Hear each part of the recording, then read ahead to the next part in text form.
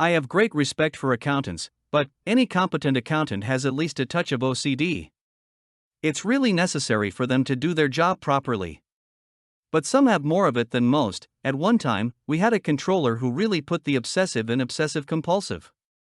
And she decided that we were a little too fast and loose with the company credit card, which we were, at that point. So she created a payment request form and wrote a policy to go with it. The form wasn't unreasonable, in fact, we still use it today.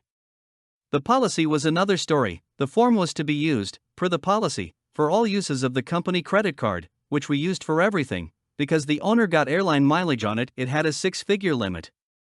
And it wasn't unusual for use to have to make a mid-month payment to keep from going over. He got a lot of miles. All uses, no matter how small, the policy? Each form had to be signed by either the owner, or two higher-ups, one of whom was frequently not in the office. I'm the IT guy, and we're a retail store chain, and a pretty successful one, so there are a lot of IT issues that are extremely time-sensitive. Gotta keep the cash registers running full speed, but can be fixed with very cheap parts. And I was having to get signatures to order $25 parts off of the internet. Every time. With one of the signatures being from someone who was in the office less often than the owner. So it was pretty obvious to me that the correct solution was to have the owner sign it all by himself. He always understood. All I had to do was tell him a cash register was down, and he got it.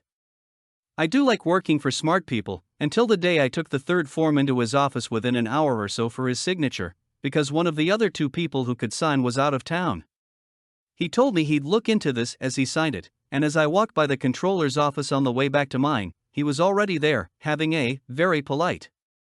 They were both professionals, conversation, and from that day forward, the executive VP, who'd been around from the beginning as was trusted as much as the owner's own family, could sign my form all by himself, and I now have signature authority up to $500, as well as my own company credit card with a much smaller limit. Story 2, Malicious Supermarket Compliance. This is a relatively short one. I was at a local supermarket preparing for a barbecue with friends. Had a trolley full of items including booze for the party. The items get scanned and I get asked for ID to confirm the purchase. I hand over my driving license before my friend is also asked for ID. He was 30 but didn't have the ID with him. Apparently this is not good enough.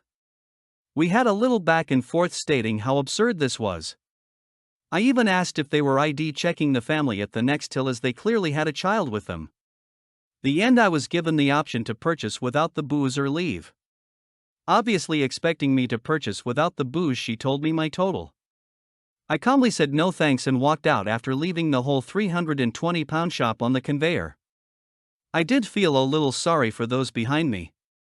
A manager actually came to try and persuade me to take the items, but I said if I have to stop somewhere else for half the shop I may as well give them the whole business. Story 3, tell you, in front of your other customers and employees why I don't want you as a provider. Sure, this happened around 2012 and deals with my internet provider.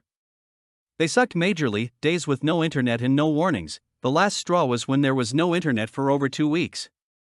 Called them and they said they'll send someone to come look, but nope, no one came. Went to their Brumatch office and one of the higher-ups finally out on his big boy undies and did some work. As an apology they told me they'll only charge me the days I did have internet. It took 3 more days for me to have internet again. Then the bill came and it was higher than what I should be paying for. Went to the branch office the same day I got the bill. Before I could say my grievance the employee told me I'd have to pay a penalty since I'll be late in paying, and that just made me now my gasket. They wouldn't explain shit to me, so I told them I want them gone. I didn't want them as a provider anymore. I was there at 9 a.m. and done at 2 p.m. They really tried to get me to stay. But when they realized I was set in my decision they finally complied. One of the things I had to do was call one of their reps or whoever to tell them my reasons for dropping them. The phones were by the entrance and waiting room. Went there and some assistant was watching me like I committed a horrible crime. Called them and that took me close to 10 minutes. When someone finally answered, they asked me my list of problems with them, not sure what for, they didn't really give a shit about them before, so proceeded to tell each and every fuck up they did, and the last straw. It was in front of waiting customers and those coming in. The assistant looked embarrassed and ready to murder me. It got way worse as several customers walked out after hearing me. when it was all over, even one of them managers was trying to guilt trip me for talking shit about them, had to pay the bill and the penalty, but by then they wanted me out quick. I got a better internet provider. I also had a last laugh when I lambasted them on Facebook. A lot of comments really laying on how awful they were. Story 4, want to ground me? Fine. Deal with the consequences. This happened a while ago. At that time I was currently 13 to 14 years old, I think. I was in a family vacation with my best friend. In this trip we were supposed to stay 5 days in the lake and then come back home. My mom is, most of the time, a mayor a-hole, so I was not surprised when she started having a bad attitude with me. After being 3 days on this trip, I was exhausted. I had spent all day on the lake and was really tired. All I wanted to do was to lay down in the camping tent and sleep the day away. My mom decided that this was a great time to ask me for help. She wanted me to carry my brother to the lake, bathe him, and bring him back to her. He was around a year old or so. Obviously I was so out of myself that I told her no and that she could do it herself. There was around a 10-minute walk to the lake. She started screaming at me as to how bad of a sister and child I must be because I never helped her and yada yada. Then after screaming at me for half an hour she asked me if now I was ready to help her. I responded no again and that she hadn't gone out of the van all day and that she must have been filled with enough energy to do it. Then she goes to scream at my dad to pack things up, take away my phone from me, and that I was grounded till she said so. Also she made me go alone with her in the car ride. We went with 2 cars cause we didn't fit, and procked to lecture me the 2 hours back home about respect, how I should behave, that I should help around more in the house and to have more family time, and also that I could be doing other things and to get a hobby because for her I was apparently all the day on my phone. Cue to the malicious compliance. I decided that if she wanted all that then I could manage. We arrived home at around 11 p.m. and she went to sleep at 3 a.m. for some reason. At 9 a.m. I was up and I decided that my new hobby was to play the flute at first thing on the morning. I procked to play the flute so bad and loud that my brother started crying. I was playing the flute on the yard and they were on their room, all the way across on the house and with their windows closed. She couldn't tell me anything because when she came to the yard to tell me off, but I was so polite and gave perfect reason that I was far and I was getting a new hobby as she had told me. The house stayed squeaky clean for 2 weeks, but every day I made a point to go to sleep before everyone so that every day I woke up a little bit earlier and ready to blast my flute each day for around 1h till they couldn't bear it anymore. I think I even reached playing the flute at 5 a.m. By the end of 2 weeks the punishment wasn't over, but I was slowly driving my mom insane by messing with her sleep schedule, and I knew that. I also started lecturing my parents because they didn't have proper manners and they couldn't tell me nothing because they knew I was right. I spent all the day stuck to either my mom or dad and talked their ear off and made everyone watch those horrible educational films no one likes. Made them participate in family bonding time, like making cookies.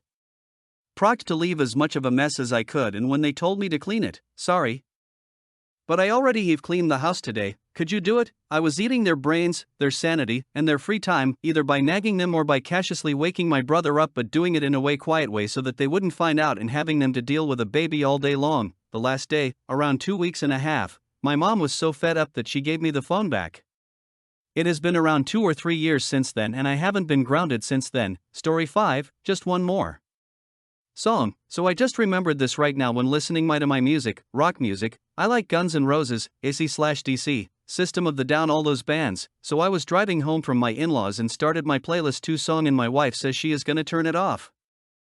Me, no wait, cue puppy face, wife, okay but just one more song. Me, 1, wife, 1, me, okay pinky promise, wife, pinky promise, we pinky promise, cue malicious compliance, and as we finish shaking the pinky promise I smile internally. So I skipped to Through the Fire and Flames. For those who don't know, this song is 7 minutes long, 3 minutes and I turn to see a confused look on her face. At 4 minutes starts the part with no lyrics, just guitars and drums. At this point she looks pissed, but we never back down on pinky promises, so she says nothing, and at the 6-minute mark when it looks like it's going to end, boom, lyrics come back. Wife, WTF? Are you kidding me? How long is this song? Me, don't worry honey, it's almost over. Finally after 7 minutes the song ends, most satisfying 7 minutes of my life. That's what she said. Oh, but it gets better. Next week same scenario, I put my music in 2 song and again she complains. Wife, again? I'm turning it off now. Me, wait, just one more song. Wife, hell no, I ain't falling for that one again. Me, okay, just let me hear the first part of the next song's lyrics and we change it, okay? Wife, probably thinking okay, maybe 1 minute at most, then it's over, okay, just the first part. Me, yeah, just the first part. I stretch my hand to pinky shake, pinky promise. Wife, annoyed, pinky promise. And me fully knowing what song comes next can't avoid grinding. Cue Cliffs of Dover, which is only 4 minutes long, but at no point is there any lyrics sung. 2 minutes in, I turn to see my wife with an evil grin. Wife, this one doesn't have lyrics, does it? Me, nope.